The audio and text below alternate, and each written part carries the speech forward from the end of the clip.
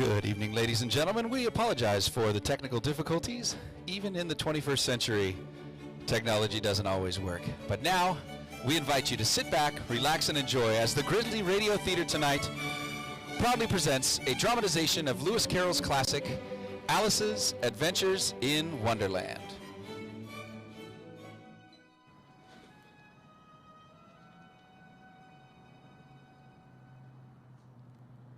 Alice in Wonderland, a fairy story of the 19th century. A bit of gossamer flimsy, a fantasy for children. Alice, a fairy story peopled with human beings and animals that talk like humans. Do they mirror people who act like animals? I do not know. Lewis Carroll merely wrote a simple story about a little girl for a little girl. Half the world has, for 72 years, called it childish nonsense. The other half? Significant social satire. To me, it has always been simply Alice's Adventures in Wonderland. Alice in Wonderland.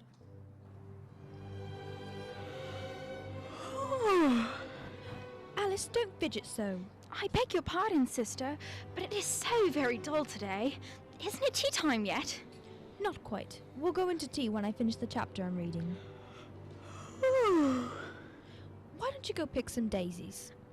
Oh, it's so dreadfully hot to pick daisies.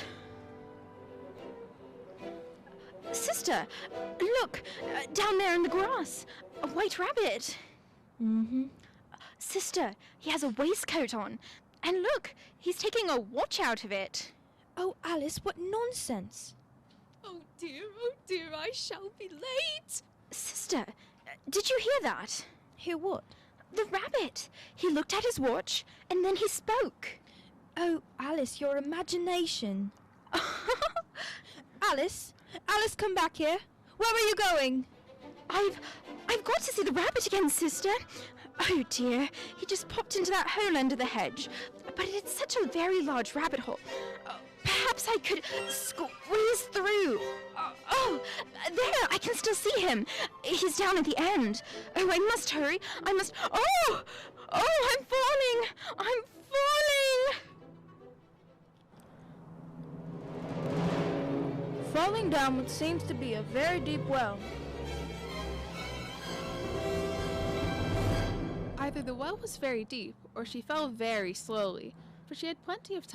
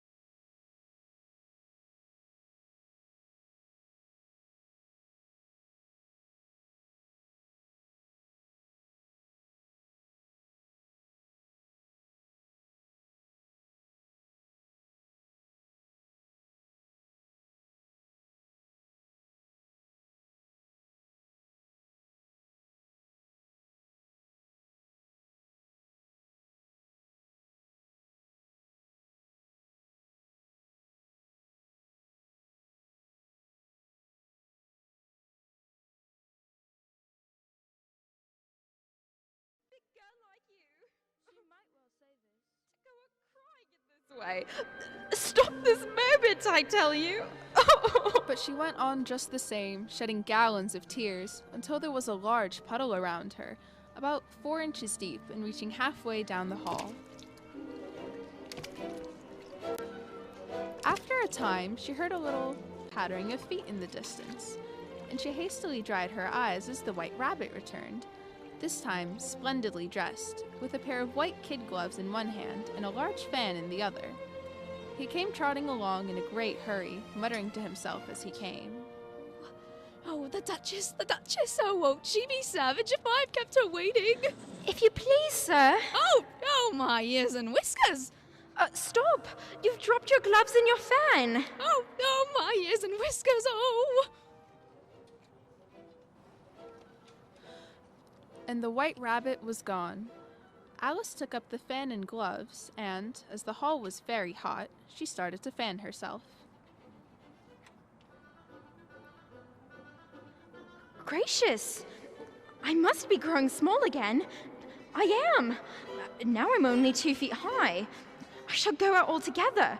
It must be the fan. Oh, that was a narrow escape. If I hadn't dropped that fan, it would have been the end of me. Oh, but now I'm small enough to get through the door.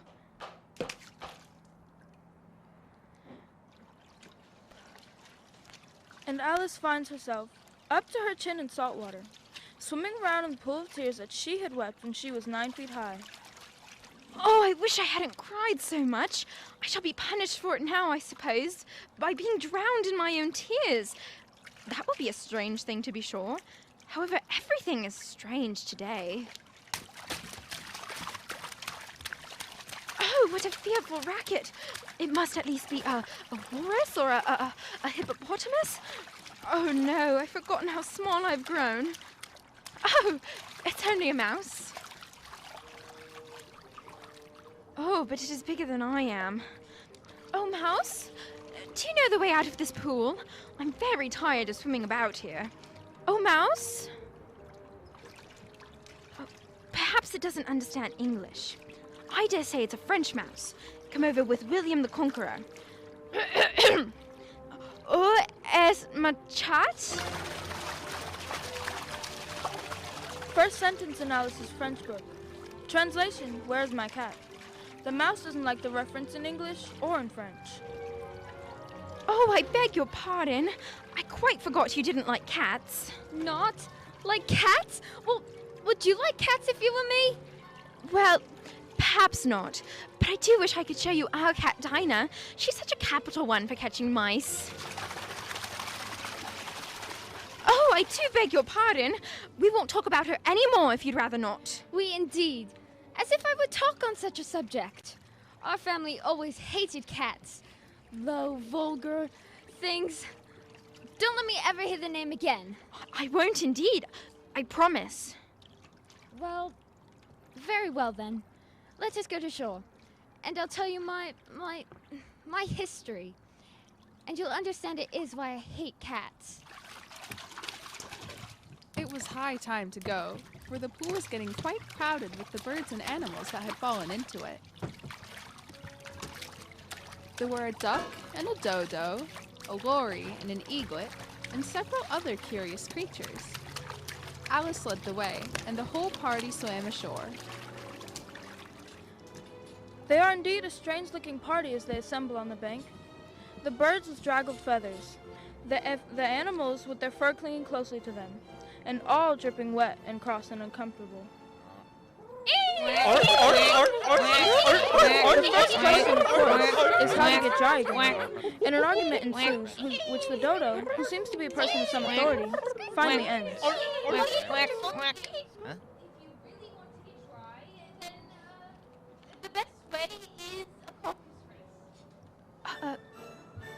What is a caucus race? The only way to show you is to, do it. And, as you might like to try the thing yourself some winter day, I will tell you how the dodo managed it. First, it marked out a race course in a sort of circle, Though it said the exact shape didn't matter. And then, everybody was placed along the course, here and there. There was no 1, 2, 3 and away, but they began running when they liked and left off when they liked, so that it was not easy to know when the race was over. However, when they had been running half an hour or so, the dodo suddenly called out, The race is over! But who has won? Just a minute, let me think.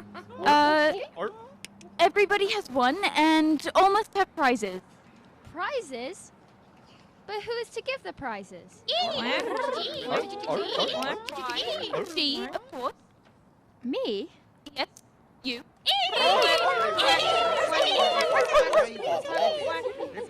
Alice had no idea what to do, and in despair, she put her hand in her pocket and pulled out a box of candy Lucky the salt water had not got into it. and handed them around as prizes. There was exactly one apiece all around. But she must have a prize for herself, you know? Of course. What else have you got in your pocket, little girl? Only a thimble. Hand it over here. There you go. Thank you. We beg your acceptance of this, elegant thimble. And now, while we eat our prizes... I can't eat mine. It's a thimble. You're lucky. Oh, mine's too big. Oh, I'm choking. Here, some of you. Pat his back. Pat his back. Squeak, squeak, squeak. Oh, thank you. Thank you there. That's better. I can taste it's too small. I'm sorry. It's the best that I could do. Oh, Mouse. You promised, you know. Promised? Promised what? To tell me your history and why you hate... You know what? Oh, mine is a long, sad tale. Oh, woe is me. I can see that it's a long tale, oh Mouse, but why is it sad? You insult me by talking such nonsense. Oh, I really meant nothing, but you're so easily offended, you know. I'm afraid, I'm very much afraid, that you are a waste of time. Oh, please come back and tell us your story. What a pity he wouldn't say. Oh, I wish our Dinah was here. She'd soon fetch it back. And who is Dinah, if I might venture to ask the question? Dinah's our cat, and she's a capital one for catching mice. And oh, I wish you could see her after the birds. Why, she'd eat a little bird as soon as I look at it, and... Oh, I wish I hadn't mentioned Dinah. Nobody seems to like her down here, and I'm sure she's the best cat in the world. Oh, my poor Dinah. I wonder if I shall get to see you anymore. There's no sort of use in crying about it. I shall never get out of here unless I set about growing to my right size again. But the great question is how? Suddenly, Alice noticed a large mushroom growing near her, about the same height as herself, and on top of it, a large blue caterpillar was sitting with his arms folded, quietly smoking a long hookah. The caterpillar took his languid time about noticing Alice. And, who are you? I hardly know, sir, just at present. At least I know who I was when I got up this morning. By that, explain yourself. I can't explain myself, I'm afraid, sir, because I'm not myself. You see? Don't. I'm afraid I can't put it more clearly, for I can't understand it myself to begin with, and being so many different sizes in a day is very confusing. Doesn't. If you change as much as I have today, you'd feel a little strange too. Not a bit. Well, perhaps your feelings are different, but it all feels very strange to me. You? Well, who are you? I think you ought to tell me who you are first. Why? Ugh, I'm afraid we're not getting anywhere at all. Come back here. I've something important to say. Well, what is it? Keep your temper.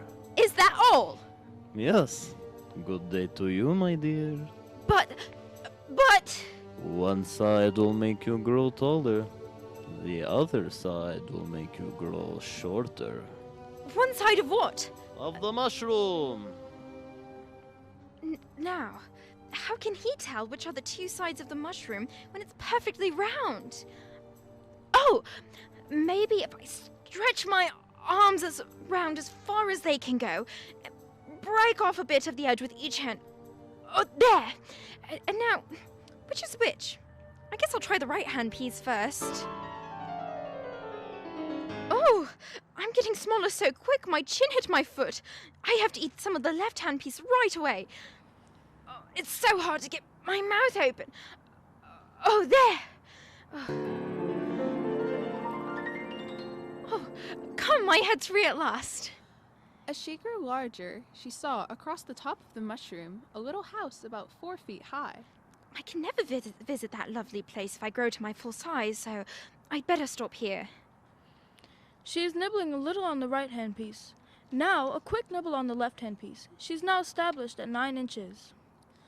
As she approached the house, a fish, dressed in a footman's livery, came running out of the woods and rapped loudly on the door.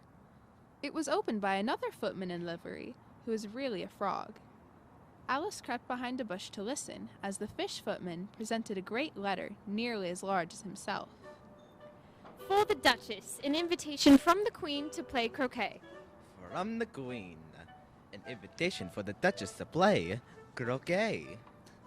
They both bowed, and the curls of their white wigs got entangled together. Alice laughed so much at this that she had to run back into the woods for fear of their hearing her, and when she peeped out, the fish footman was gone, and the frog footman was sitting on the ground near the door, staring stupidly up to the sky. Alice went up to the door and knocked. You see, there's no sort of use in knocking, and that for 2 reasons. First, because I'm on the same side of the door as you are, and second, because I'm making so much noise inside that no one could possibly hear you. Please then, how am I to get inside? Well, there might be some sense in your knocking if we had the door between us. For instance, if you were inside, you might knock, and I might let you out. You know. But how am I to get in? Well, I shall sit here tomorrow. Or the next day. Maybe. But how am I to get in? Are you to get in at all? You see, that's the first question. You know. It's really dreadful the way all you creatures argue. It's enough to drive one crazy. Oh. Well then, I shall sit here, on and off, for days and days. But what have I to do? Well, anything you like. Then I'll go in anyway.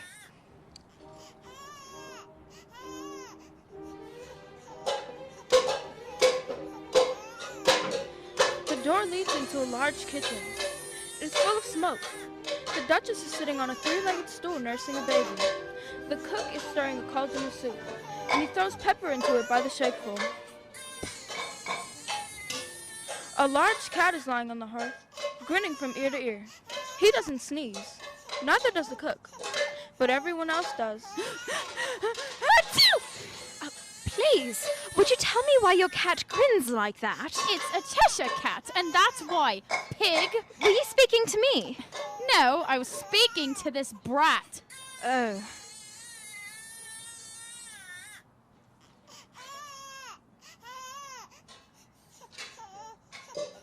Take that! And that! And that! Oh, be careful! What are you throwing the pots and the pans at the baby for? That happens every afternoon at 4 o'clock. Oh, please mind what you're throwing, Cook. Be careful. Don't. Oh! Oh! There goes his precious little nose. Speak roughly to your little boy. Achoo! And beat him when he sneezes. He only does it to annoy her. Achoo! Because he knows it teases. Wow. Here, you may nurse it for a bit if you like. Catch! Oh! Please, I nearly dropped it. I must go and get ready to play croquet with the queen. Take that, you toad! Missed her again. Ugh. If I don't take this child away with me, they're sure to kill it in a day or two. It would really be committing murder to leave it behind. Oh, don't squeal, my dear. That's not at all the proper way of expressing yourself. If you're going to turn into a pig, my dear, I'll have nothing more to do with you. Mind now. Oh, now what am I going to do when I get this creature home? I guess there'll be no taking you home. You'll be happier out there in the woods. Run on! If it had grown up, it would have made a dreadfully ugly child. But it makes a rather handsome pig, I think. And she began thinking over other children she knew who might do very well as pigs, when she was a little startled to see the Cheshire cat sitting in the bough of a tree a few yards off. Hello, Cheshire Puss. Meow. Would you please tell me which way I ought to go from here? That depends a good deal upon where you want to get to. Oh, I don't care where. Oh, then it doesn't matter which way you go. Well, what sort of people live round here? That direction lives a hatter, that direction lives a March hare. Visit either, both are mad. Oh, but I don't want to go among mad people. Oh, you can't help that. We're all mad here. I'm mad. You're mad. How do you know that I'm mad? You must be, or you wouldn't have come here. Do you play croquet with the queen today? I should like it very much, but I haven't been invited yet. You'll see me there. Yeah. Oh, well, she's disappeared into thin air. Oh, no, here she comes back. Meow. By the by, what happened to the baby? I nearly forgot to ask. It turned into a pig. I always thought it would. Meow. I wonder if she's disappeared for good now. Well, who shall I go to visit? I've seen hatters before, so I imagine the March hare will be the most interesting. And since this is May, it won't be raving mad. At least not so mad as it was in March. Meow. Did you say pig or fig? I said pig. All right. This time, it vanished quite slowly, beginning with the end of the tail and ending with the grin, which remained some time after the rest of it had gone. And so ends the first half of Grizzly Radio Theater's dramatization of Alice in Wonderland. And now please enjoy a little bit of intermission.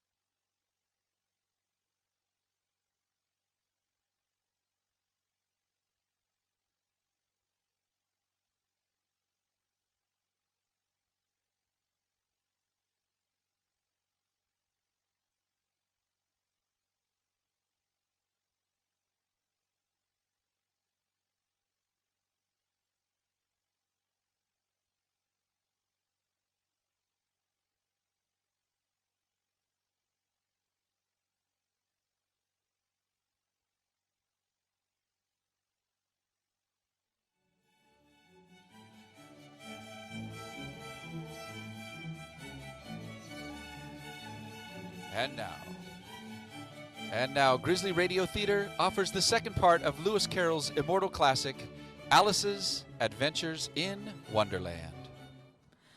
It all started with Alice's curiosity about a white rabbit who hopped by as she and her sister sat by the bank of a stream. Oh dear, I shall be late. Before she knew it, Alice was falling down what seemed to be a deep well, at the bottom of which, among other curious creatures, she met a mouse. Mine is a long, sad tale. Oh, woe is me. And a caterpillar.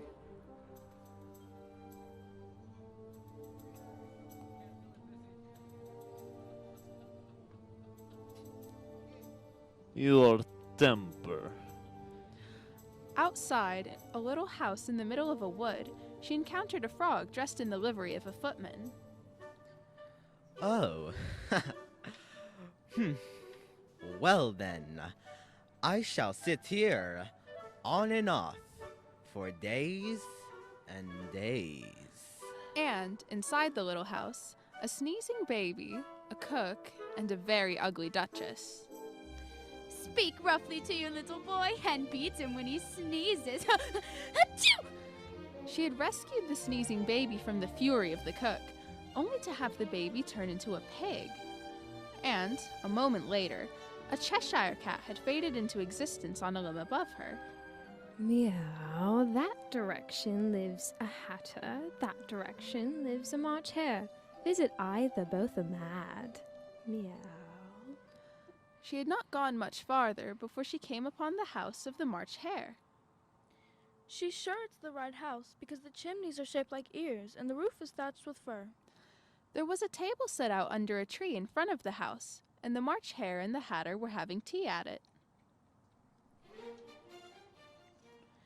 A dormouse is sitting between them, fast asleep. The March hare and the hatter are using him as a cushion and resting their elbows on him. They aren't at all anxious to have Alice's company. No room! No room! No room! No room! No room! There's plenty of room, and I'm going to sit down. There. Have some wine. I don't see any wine, March hare. There isn't any. Then it wasn't very civil of you to offer it. Well, it wasn't very civil of you to sit down without being invited. I didn't know it was your table. It's laid for a great many more than 3. Ugh, your hair wants cutting. Oh! You should learn not to make personal remarks, Hatter. It's very rude. Then why is a raven like a writing desk? Oh, I'm glad you're going to ask riddles. That'd be fun. But I believe I can guess that one. Do you mean that you think you can find out the answer to it? Exactly so. Then you should say what you mean. I do. At least, I mean what I say. That's the same thing, you know. Oh, no, not the same thing a bit. Why, you might just as well say that I see what I eat is the same thing as I eat what I see. You might just as well say that I like what I get as the same thing as I get what I like. You might just as well say that I breathe when I sleep is the same thing as I sleep when I breathe. But it is the same thing for you, Dormouse. Oh, I must answer that riddle before they forget it. Now, let me see. Why is a raven like a writing desk?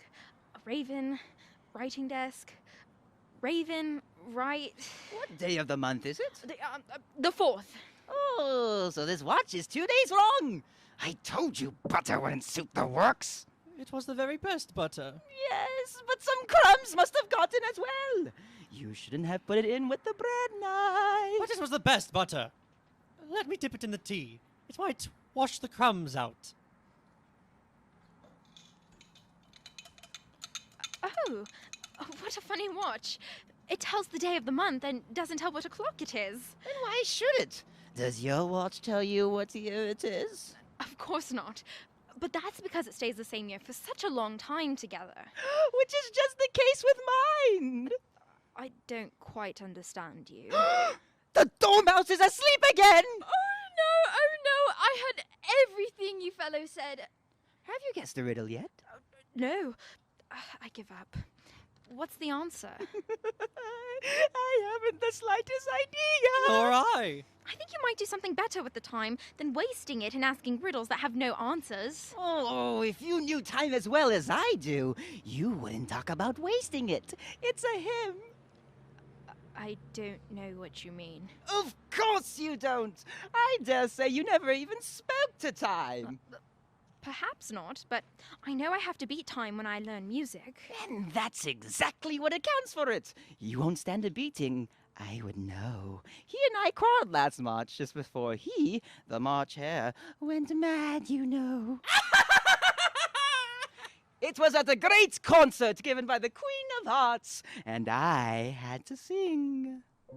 Twinkle, twinkle, little bat, how I wonder what you're at. You know the song, perhaps? I've heard something like it. It goes on, you know, in this way. Up above the world you fly, like a tea tray in the sky. Twinkle, twinkle, little bat. Twinkle, twinkle, twinkle, twinkle. Shh! Be quiet, dormouse! Ouch! Stop pinching me. Well, I'd hardly finished the first verse when the Queen bawled out, "He's murdering the time! Off with his head!" How dreadfully savage. And ever since that, he won't do a thing I ask. And it's always 6 o'clock now. Is that the reason so many tea things are put out here? Yes, that's it. It's always tea time, and we have no time to wash the things between the whiles. Then you keep moving round, I suppose, from one seat to the next? Exactly so, as the things get used up. But what happens when you come to the beginning again? Oh, take some more tea. I've had nothing yet, so I can't take more. You mean you can take less? And it's very easy to take more than nothing. Nobody asked your opinion. Oh, and who's making personal remarks now? Oh, you! I want a clean cup. Let's move up one place. But then you're the only one who gets a clean place. And I have to sit where the March Hare sat, and he's upset the milk jug into his plate. We only move one seat over. And if you don't like that... You don't have to drink the tea you haven't yet had. This piece of rudeness was more than Alice could bear. She got up in great disgust and walked off. The Dormouse fell asleep instantly, and neither of the others took the least notice of her going. For they are now trying to shove the Dormouse into the teapot. As Alice wandered on through the wood, she came suddenly upon a tree with a little door leading right into it. She was not in the least surprised, for she had come to expect anything in Wonderland. So she quickly opened the door and entered, to find herself at last among the bright flower beds and the cool fountains of a beautiful garden. The one she had first seen through the little door in the hall. She scarcely had time to look about her when she heard the sounds of a procession approaching.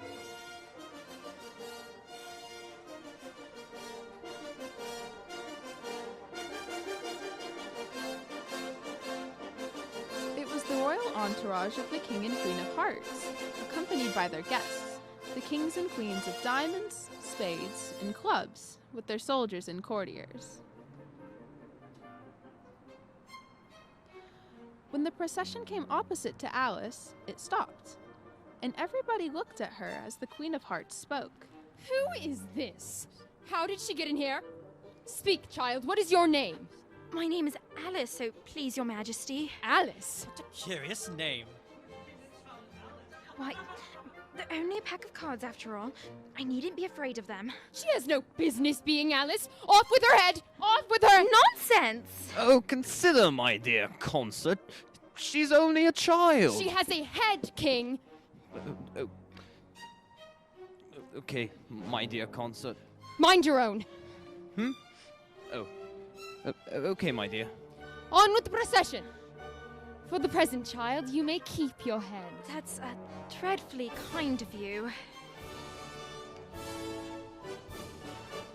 The procession continued to the fountains in the center of the garden, while Alice looked about her, vainly, for some way of escape. But the Queen kept constantly by her side. Have you seen the Mock Turtle yet? No. I don't even know what a mock turtle is. It's the thing mock turtle soup is made from. I never saw one or heard of one. Come on then, and he shall tell you his story. After a little walk, the Queen and Alice came upon a griffin lying fast asleep in the sun.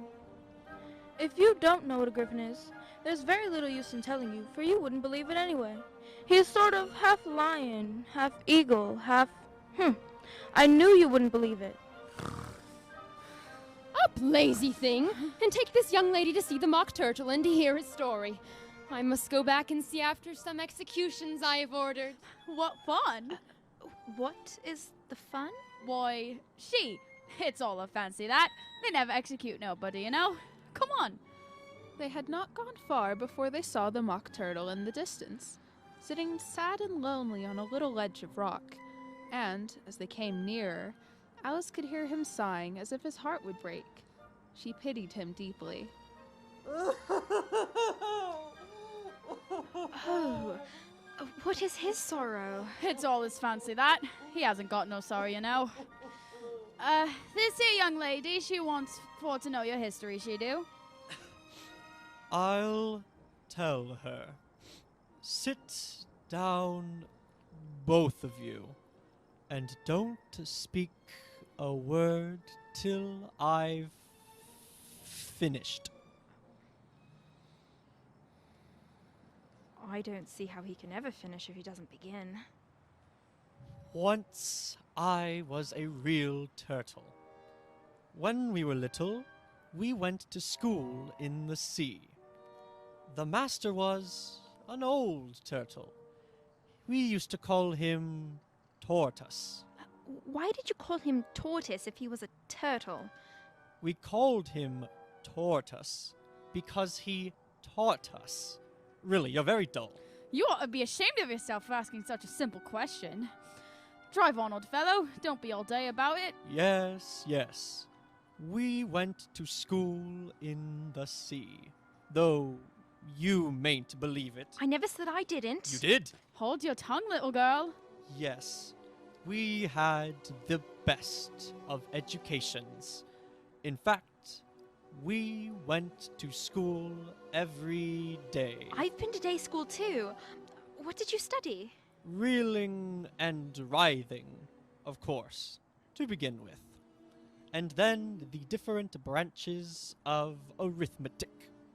Ambition, distraction, uglification, and derision. And what else had you to learn? Well, there was mystery. Mystery, ancient and modern, with seography. Then drawling. The drawling master was an old conger eel that used to come once a week.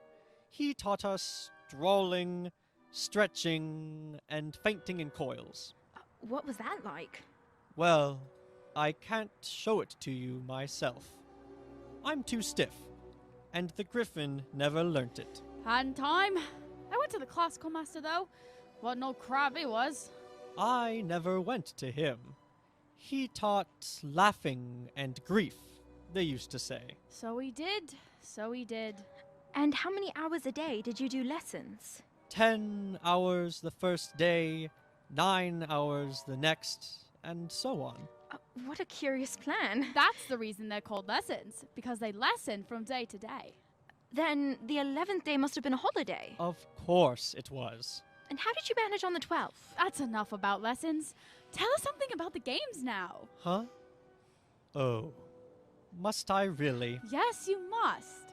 Oh, all right. You may not have lived much under the sea. Oh, I haven't.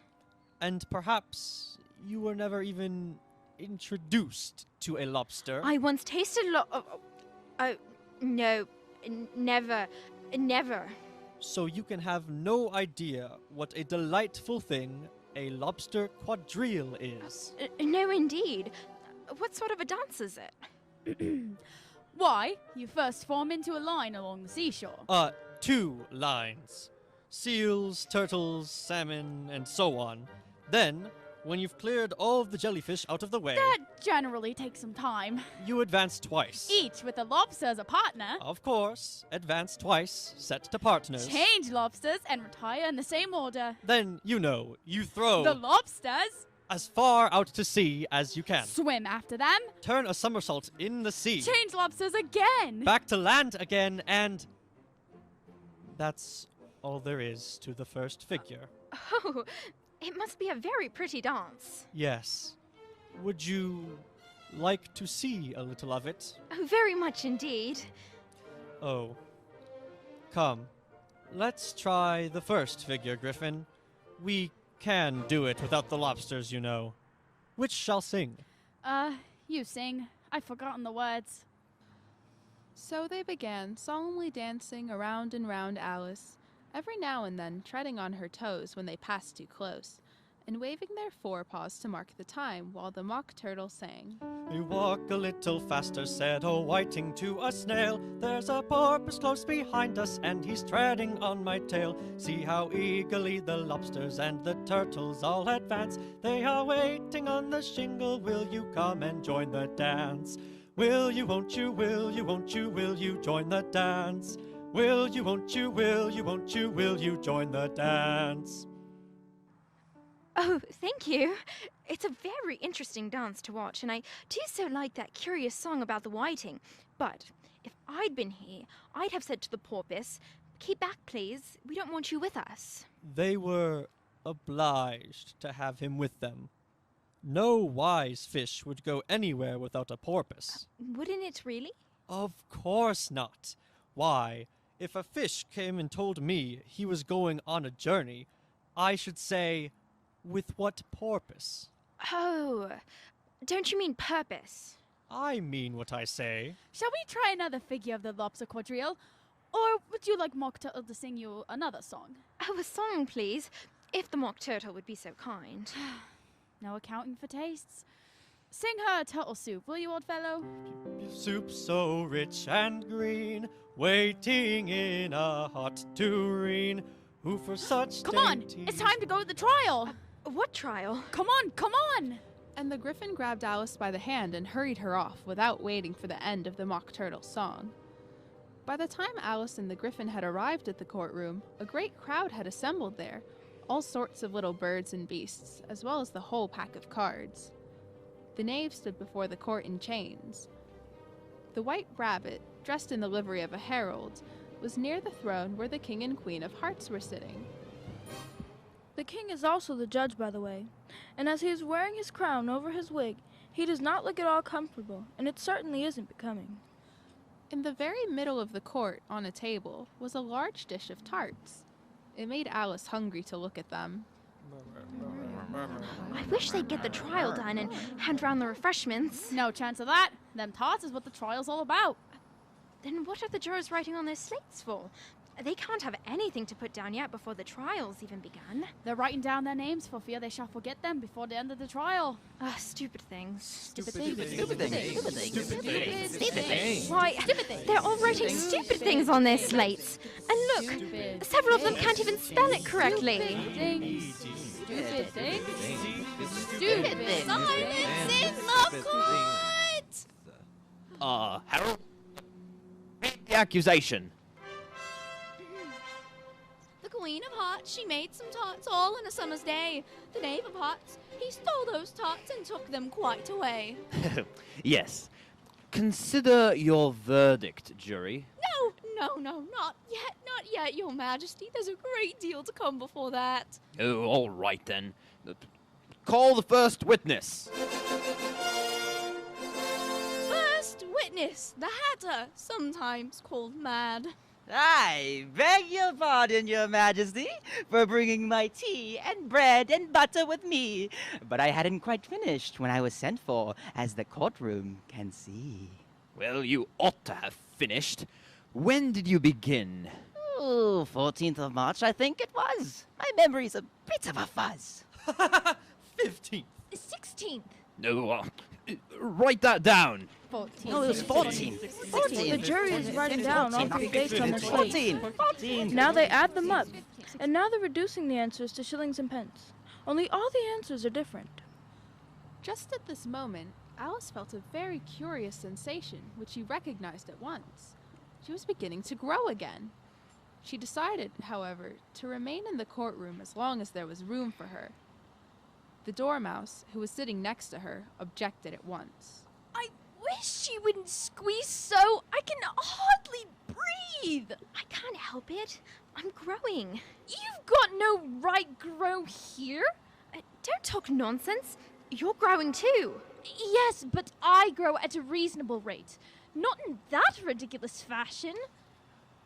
The Hatter is so nervous under the gaze of the Queen that he shakes himself out of both his shoes, and in his confusion, he bites a large piece out of his teacup instead of his bread and butter. Well, I'm a poor man, Your Majesty. You're a very poor speaker. So, I may as well have you executed on the spot. Execution. Well, I'd rather finish my tea. Oh, yes, your tea. In that case, you may go. Oh, yes, Your Majesty, thank you. I'm going now. And just take his head off outside. Oh, yes. His head. Call the next witness. Alice! What? Me? Yes, you. Well, what do you know about this business, eh? Nothing. Nothing whatever? Nothing whatever. No, that's very important. Unimportant, Your Majesty means, of course. Unimportant, of course I meant. Important, unimportant. Unimportant, yes. Some of the jury writes important, and some unimportant, but it doesn't really matter. Silence! I read from the rulebook. Rule 42. All persons more than a mile high will leave the court. I'm not a mile high. Oh, yes, you are. Nearly 2 miles high. See? Well, I shan't go at any rate. Besides, that's not a regular rule. You invented it just now. It's the oldest rule in the book. Then it ought to be number 1. Consider your verdict. No, there's still more evidence to come yet, Your Majesty, please. Oh. This paper has just been picked up. And what's in it? I haven't opened it yet, but it seems to be a letter written by the prisoner to somebody. Well, it must have been that. Unless it was written to nobody, which isn't at all usual, you know. Huh. Who is it directed to? It isn't directed at all, in fact. There's nothing written on the outside. It isn't a letter at all. It's a set of verses. Are they in the prisoner's handwriting? No, they are not. Oh, he must have imitated somebody else's hand. That proves his guilt. Go up with his head. Yes. It doesn't prove anything of the sort. Why, you don't even know what the verses are about. Oh. You there. Read them. Where shall I begin, Your Majesty, please? Begin anywhere and stop, when you'd like. They told me you had been to her and mentioned me to him. She gave me a good character, but said I could not swim. He sent the word that I had gone. We know that to be true. If she should put the matter on, what would become of you? I gave her 1, they gave him 2, they gave us 3 or more. They all returned from him to you that they were mine before. If I or she should chance to be involved in this affair, he trusts to you to set them free exactly as we were. My notion was that you had been, before she had this fit, an obstacle that came between him, ourselves, and it. Don't let him know she liked them best, for this must ever be a secret kept from all the rest between yourself and me. I think that's quite enough, Your Majesty. Oh, that's the most important piece of evidence we've heard yet. Oh, so now let the jury consider... I don't believe there's an atom of meaning in it. Oh, if there's no meaning in it, Alice, that saves the world of trouble, you know, as we needn't try to find any. And yet, I don't know. I seem to find some meaning here. Said I could not swim. You can't swim, can you, Knave? Do I look like it? He certainly doesn't, being made entirely of cardboard. Well, all right so far. Now continue. We know it to be true. No, that's the jury, of course. If she should push the matter on. Oh, that must be the queen. What would become of you? Yes, what indeed? I gave her one, they gave him two. Why, that must be what he did with the tots, you know? But it goes on. They all return from him to you. Well, well, well. There they are. And so they are. The tarts are on the table. Nothing can be clearer than that, eh? Oh, no. Then again, before she had this fit, you never had any fits, did you, dear? Oh, never! Off with anybody's head! Then the words don't fit you! That's a pun.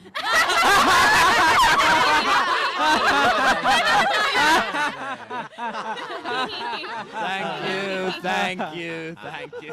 Oh, thank you. Well, now finally, let the jury consider the verdict. No. Sentence first, verdict afterwards. Stuff and nonsense. The idea of having the sentence first. Hold your tongue. I won't. Off with her head. But nobody moves. For Alice, who's now her full size and much too large for them to try to do anything about, stands up, dumping the jury and its occupants onto the courtroom floor. Who cares for you? You're nothing but a pack of cards. At this, the whole pack of cards rose up into the air and came flying down upon her. Oh! She gave little screams, half of fright, half of anger, and tried to beat them off.